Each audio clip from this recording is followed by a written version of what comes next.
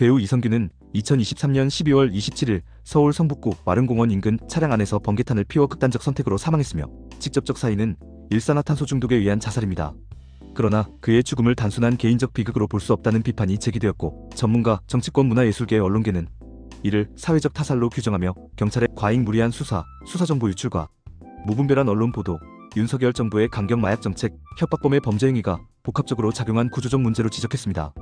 사망 경위: 2023년 10월 19일 이성균에 대한 마약 투약 의혹이 언론에 보도되며 내사 사실이 공개되었고, 10월 23일 인천경찰청은 그를 피의자로 전환해 본격 수사에 착수했습니다. 이후 4차례의 마약 검사 간이 1회, 정밀 3회가 실시되었으나 모두 음성 또는 감정 불가 판정이 나왔습니다. 그럼에도 경찰은 수사를 중단하지 않고 마지막 검사 결과 4차 음성 이후 한 달이 지난 12월 23일 19시간에 걸친 3차 조사를 실시했습니다. 조사 나흘 뒤인 12월 27일 이성균은 집을 나서며 아내와 소속사 대표에게 유서를 남긴 뒤 차 안에서 극단적 선택을 했습니다. 책임 주체 분석: 1. 인천경찰청 과잉 수사와 송치 압박.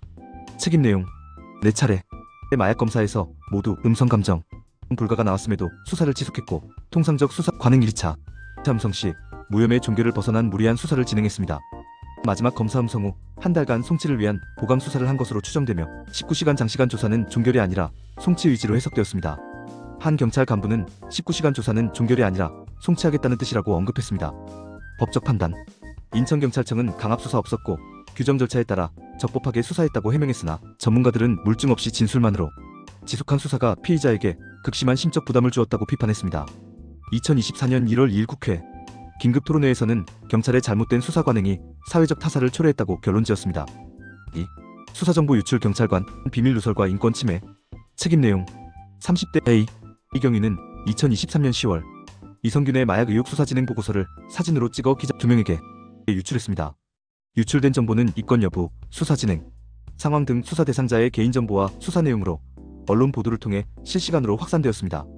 법적 판단: 인천지법은 수사 대상자의 권리를 침해하고 경찰 직무의 공공성을 심히 훼손해 비위의 정도가 매우 무겁다며 어씨를 파면 처분했고, 이후 파면 취소 소송에서도 원고 패소 판결을 내렸습니다. 형사재판에서는 공무상 비밀 누설 등 혐의로 징역 1년 2개월, 집행유예 2년, 사회봉사 80시간을 선고받았습니다.